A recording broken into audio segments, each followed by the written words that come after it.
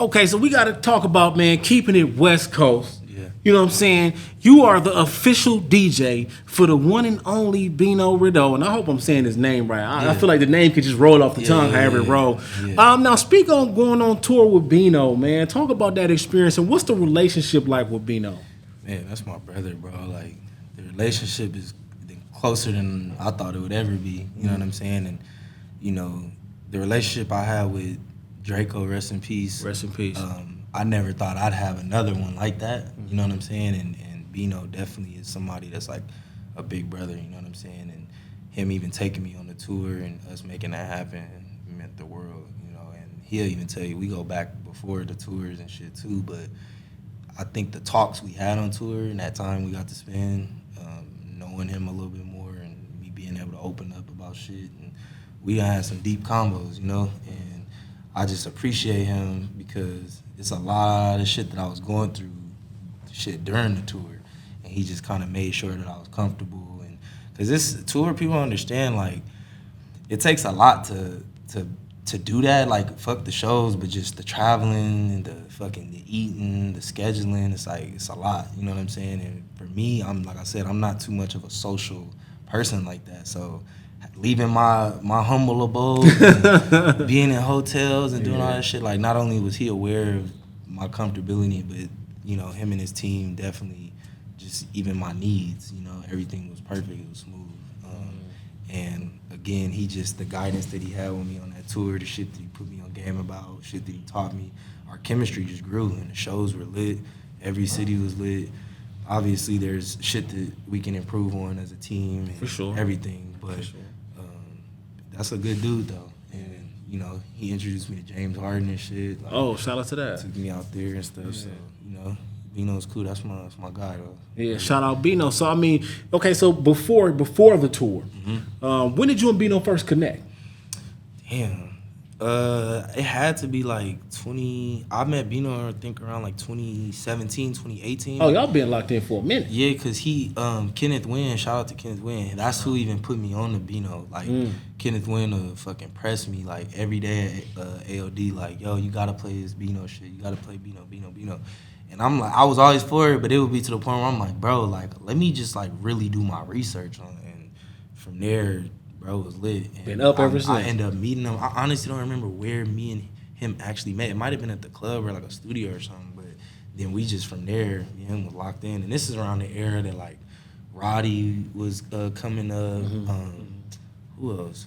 It was Roddy, Kalen. Kalen, well, I didn't even say he was coming up, but he was still in Blast, motion. yeah, Kalen Blast. Yeah, that's that whole class right there. Yeah, I was fucking with Blast for forever. You know what I'm saying? So all them fools, bro, like, you know, genuine love. You know what I mean? So when you speak on relationship comes outside of tour. Relationship comes outside of music. What was it like a valuable conversation that y'all had that you can say was like relationship building for you and Bino? I think just finding somebody that understood, like, how can I put this? Like, the emotions I be having and certain shit you can't talk to certain homies, you know what I'm saying? Or certain people that just really wouldn't get it or haven't been through those emotions or that thought frame. Or even if they have, they haven't found somebody that's, like, open to talk about the shit. And I think that me being able to express some things even while being on tour, his tour, he's an artist. A lot of these artists don't even be around they staff. I'm not gonna say staff, but like be around their team during these tours. They act all bougie, they doing their own shit, but bro, like, yo, as soon as we check into a hotel, like, pull up, let's smoking up, boom, we're gonna top it up.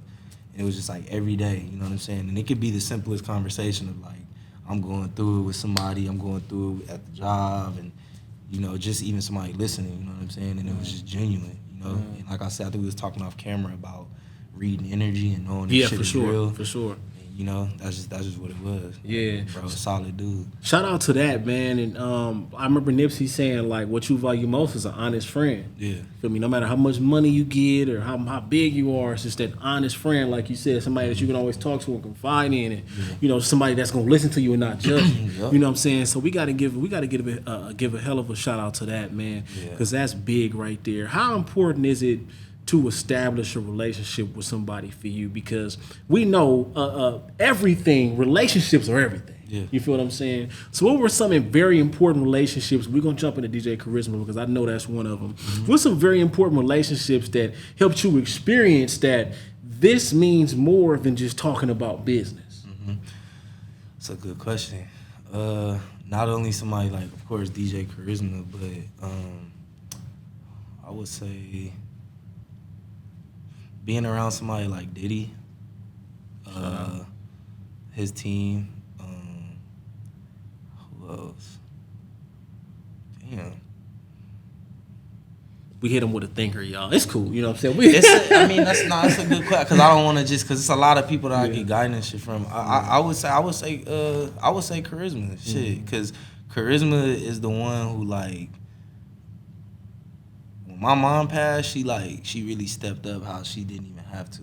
You know what I'm saying? And a lot of people, whatever the fuck they think out there, whatever sick thoughts they got, like that's really like big sis. You know what I'm saying? And when I say stepped up, I mean just somebody calling, checking, making sure I'm kind of like doing what the fuck I need to do. Not even on no simple shit. Like me and Carisma, she done got on my ass several times about. So, okay, getting on your ass. Yeah. Okay, now that's a big part of relationships too. Because you got people that love you enough to where they know when you messing up, I'm going to call you out on that. Right, and it's not a lot of people that'll do that. And she will definitely, I don't give a fuck if I'm moping around, I don't know, moping about some bullshit. She's not going to be on some, she's like, fuck that. You still got 2 mixes that you need to do, or you still got this, or we need to pop out to this or that. And it kind of like, at first, I was just like, fuck, like, this is like, but it's like what I needed because that's why I move accordingly now. And that's why I don't ever try to like look for the pity party or sit down on some like giving up shit, I'm always keep going. So she's somebody that's definitely full throttle in the mix with that. And Rance from 1500. Shout out Rance, yeah. Just, it don't even got to be nothing he say, but just his, how he moves. Because I don't know the saying, but like, some people, I don't know if it's like don't talk about it, be about it. Like he's somebody that don't really gotta talk. You can see for himself. You know what I'm saying? The work he's put in and how he moves, how he lives, how he his schedule is day to day. Like you can see it. And the little gems that I get from him is just like anything is fucking possible. You know what I'm saying? That's a fact. Anything is possible. So everything that my guys over there at 1500 got going on is just amazing. So being around people like that, and just kind of giving myself a little bit more of a reset, like, okay, I'm good. I'm around the right people. Right. Shout out to that, man, because, one thing you got to understand is anything is possible. Yeah. No matter where you are, you can like they say, you can come back from anything. You can come back from anything. You can do anything you truly, absolutely put your mind to. Now, jumping more into DJ Carisma, when did y'all lock in? Me and Carisma locked in like 2015.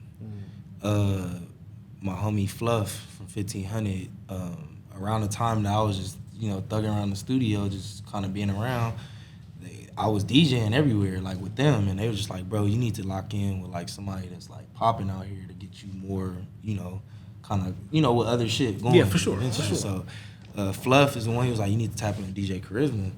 And my ex at the time, her uncle, I'm not going to say his name, but it was somebody pretty big in radio. And I could have went that route. I tried. I'm not going to lie. I'm not even going to sit here and act like I didn't. But it was just something as simple as a demo. But I ended up hitting Carisma with the same demo and tapped in with her. And she hit me back immediately. She listened to it. She responded.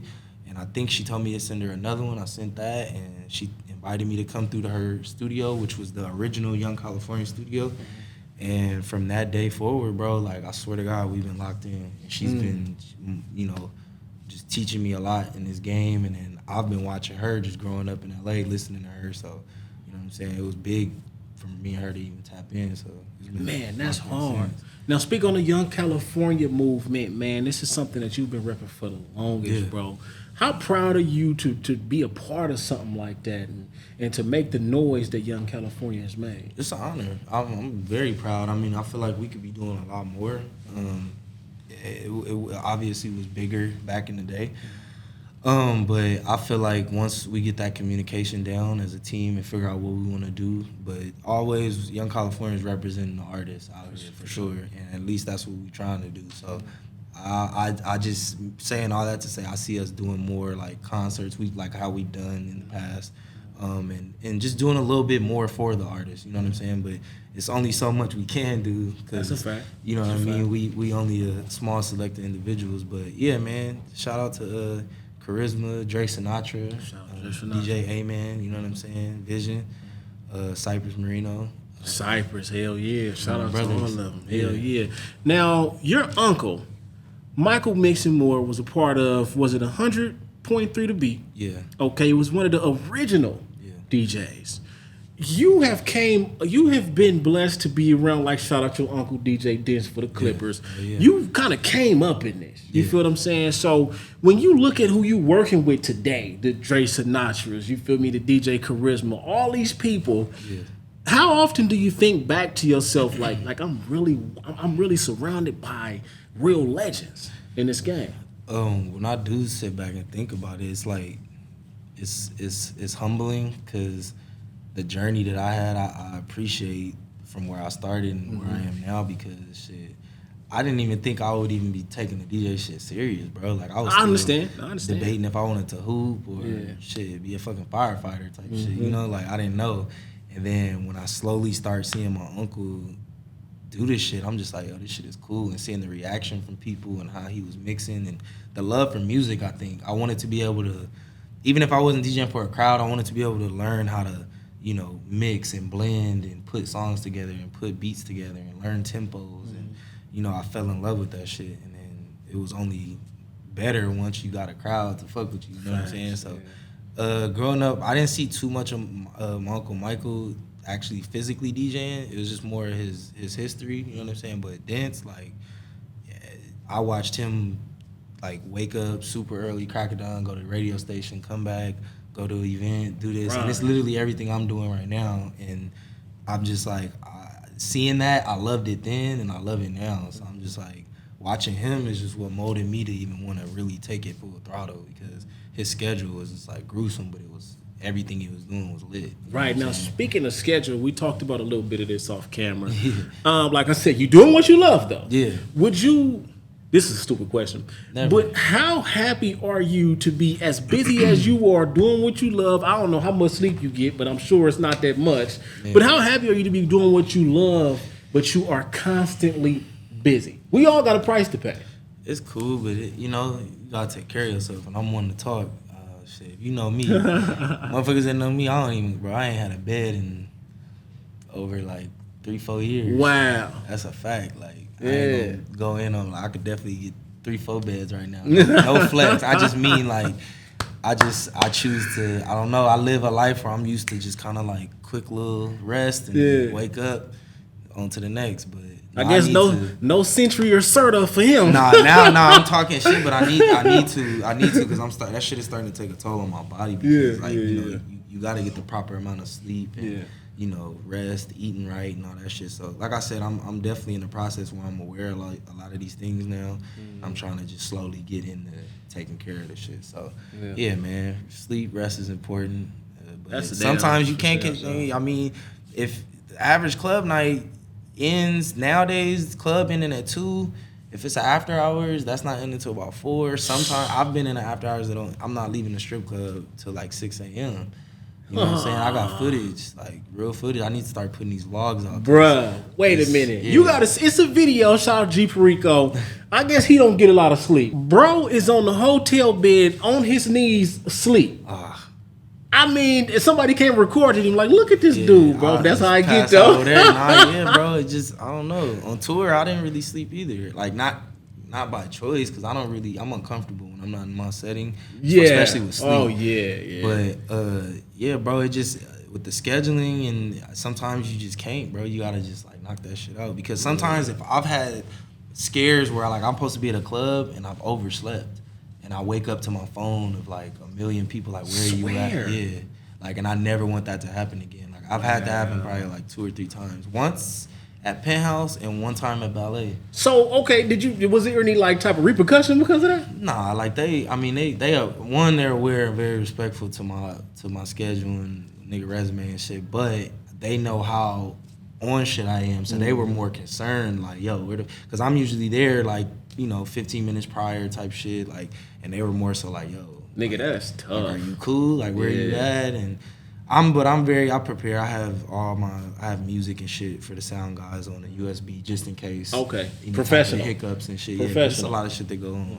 So what is a typical day for DJ Wavy? If you can break us down, give us a typical busy day. All right, what does that day look like from start to finish? Busy day, wake up, yell at my damn dog for pissing and shitting everywhere. Tending to him first though. That's like my child. I ain't got no kids, but yeah, dog dads out there know. For sure. Wake up, tend to him, get in the shower, get my shit together with, brushing teeth, all that, and then get up out to the house. To the station early usually. Typical days at the station by like 10 o'clock, 10 a.m. Bunch of different random gigs and shit through that, interviews.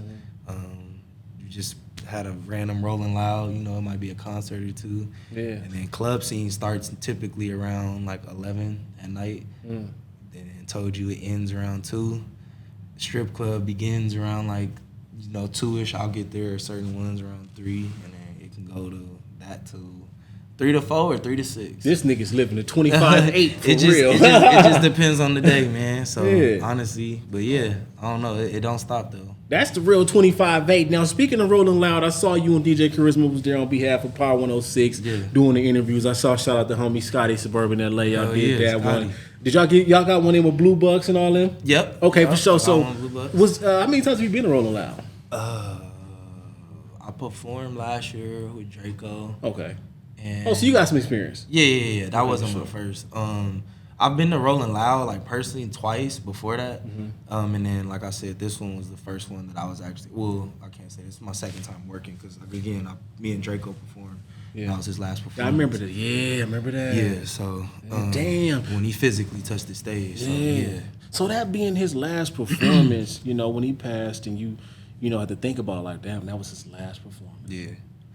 What what type of I don't know, where did that take you? Man, I shit still don't sit right. My days are still fucked up. But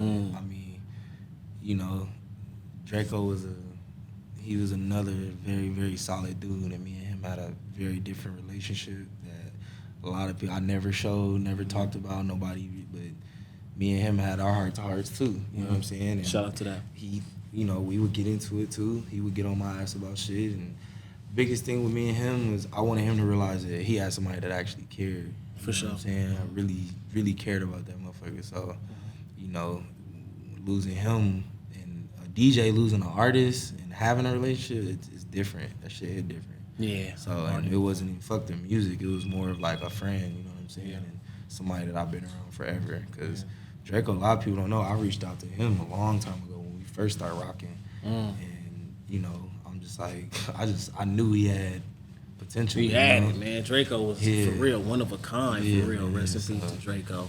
Now, you were at Rolling Loud this time, media. You know what I'm saying? Now, coming at it from a media perspective, what are some of the things that you learned about that side of the game? Were you already experiencing it with DJ Carisma, you know what I'm saying? But then at that point?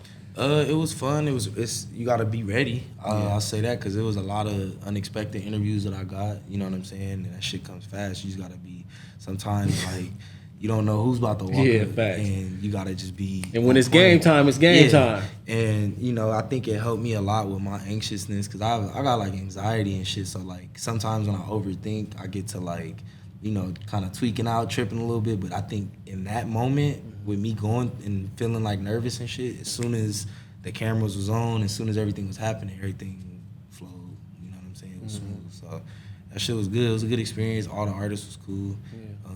I feel like, it being in LA this year, it was a weird little vibe as far as like the crowd, I guess, with certain performers they said or something like that. But ideally, it being in LA was real nice, being in Inglewood and shit, being in the SoFi and all that. It was cool. Hell yeah, man. Shout out to that. Shout out to SoFi, man, and in the forum, man. Are you a LA Rams fan or LA Chargers fan?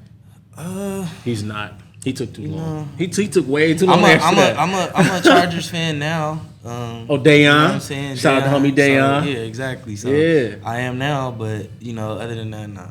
I ain't even about to sit here in front, man. Oh, okay. Well, I'm rooting. Oh, this nigga said, I'm rooting for Dayon all day. Yeah, we you know gonna keep but it's LA Rams. You know what I'm saying? Crenshaw District. You feel me? Crenshaw District, man. Now, when you get in July 27, 2022, you announce your new journey with Power 106. Mm-hmm. You know what I'm saying? Now, this demo. Speak on the process of creating a demo, because I'm assuming that you got to be by yourself and you got to kind of make something up right then and there. Well, no, it's more like when I said the demo thing, it's like you definitely got to turn it when they ask for mixes and shit. This is not the process to get into this shit. So fucking quote me or nothing. Yeah. I'm just saying through my process and journey of being at Power, I had to turn in something, and you know what I'm saying. When in doing that. Just to say there's a lot of shit that's different and that you learn being on radio and being in a club. You know what I'm saying? It's tempo is different, song selection is different. Obviously, you can't go in there and play what the fuck you want. And just learning even just the programming and shit. You know, all the board op shit. Like it's a lot. So, you know, it started with me getting in there with Carisma, and pretty much our show kind of took off. Like we're the #1 show on Power right now on Saturday night. Clap it up to that, man. #1 show on Power. You feel me? It just took, like I said, it just took a little bit of guidance and learning, kind of. I don't know. I don't even know how to. I was kind of. Nah, it's all good. Clap it up like J.Brock. That's what we gonna hit them with right there. You gotta clap it up to that fact. You know, speak on. Okay, because now that you're there, you gotta be able to stay there. You gotta be able to grow. How often do you think about that part? Like, I still gotta grow. You know, do you ever feel like this is something that I get comfortable with? Do you ever feel like that? No, I never want to get comfortable. But it's definitely something I think about as far as how big that station is and how massive it was back in the day. I want to just be somebody that's impacting the city, being from Power 106 and how it used to be. You know what I'm saying? I want to be that voice, or just somebody that a kid or even an adult can look up to know that the hip hop's still alive, the new artists is still getting broke, and this shit is still cool. Radio is still cool, you know what I'm saying? And it sounds good, but it's gonna be definitely a process or journey, and I've learned a lot of patience with it, because it's not what people think. You know what I'm saying? Yeah. You know, but patience is everything. Yeah. Sure. You know, patience is everything. So, what do you feel like? You know, if DJ Wavy could highlight an artist and just give an artist a perspective, what would DJ Wavy let artists know, especially the up and coming artists that feel like, I just want the opportunity. Why don't you just do this for me? What would you let them know? Taking time to really invest in yourself and invest in your craft, and you know, knowing when it's that right time to reach out to whomever and coming correct. Your approach got to be correct. And I'm not saying you got to pay everybody or have a bag every time. It could just be catching somebody at the right time. Or, you know, maybe you have to fucking chase somebody around a couple times to show them, but sometimes it's not like the movies. It's relationships too. Getting in rooms with people or knowing where people are going to be. Not on no weird shit, but like, you know, just taking time to find out how you want to actually approach a situation, but always making sure it's respectful. Like I said, it's relationships too. Yeah. Like, you got to just find out where these people at and get in these rooms, get in these doors. And if not, just in patience, just be patient. Like, keep putting the work in, keep making music, keep doing visuals, keep promoting yourself. You know what I'm saying? If you got to go start on the street performance side, like, you never know. You know what I'm saying? So, yeah, just stay on it. Don't let nobody tell you can't do shit. Facts. I feel that I got to quote Chuck Dizzle on that too. Like you said, like, be where they are. Not on the weird stuff, but Chuck Dizzle spoke about how, like, when 100.3 The Beat used to do they street promotion. You know what I'm saying? Like, he would go to whatever convention they may have been in. How do I get in? You got to be hungry, you know what I'm saying, to get into these doors, you know, most of the time, especially to build relationships. And here's one of the things I'd be concerned with. Like, you know, my team would talk to me about how it's important to follow up. I'd be on some, like, I don't want to annoy nobody. You know, I don't want to keep hitting them up and they, you know what I'm saying? So, you know, how important is, you know, how do you learn that fine line between annoying somebody but following up? I think being honest. If you feel like you're about to be annoying to somebody, I don't think you should even address that. You should just, I mean, it's business at the end of the day. Facts. So if, you know, if a person is showing some type of energy to where you feel like you have to keep addressing the situation, I think after so many times, you just let them know, like, look, if this not something you're interested in, or if I'm being a nuisance, like, let me know. whatever response comes after that, then you know, it kind of lets you know. And to me, it's as simple as that. Like, I don't know, I just kind of go off energy. That's a fact. Like, that's a fact. Energy is big on me, so I'm gonna know if I'm gonna even want to take the next step to even talk about the conversation of what we're doing next. I don't know. That's a fact. I feel that energy definitely is a big thing, but you know, it's a good and a bad to that, because sometimes we could be just wrong assuming something. You feel what I'm saying? But DJ Wavy, also, man, anything else? I know I thought you were trying to jump into your producer bag. Are you still planning on jumping to your producer bag? Yeah, man. I'm just being hush with that right now. Okay, for sure. Definitely got some shit in the works with that. Yeah. Talking to a couple of different artists, but that's another thing too. Just a lot of artists, it's hard to maneuver that business too, because you know, I'm not in a situation where I got a fucking Cali bag right now to just be break. So I'm learning that game too. Just again, using the relationships with people I know, and about to be formulating some shit real soon. For sure, man. Shout out to that. So, you know what I'm saying? It's your boy J.Brock. It's Clap It Up LA. You know what I'm saying? Right here with the homie DJ Wavy. Make sure y'all catch him on the #1 radio station, Power 106 with DJ Carisma. You feel me? You got to make sure you give it up like that. Be on the lookout for DJ Wavy. Clap It Up LA. We out. Yeah.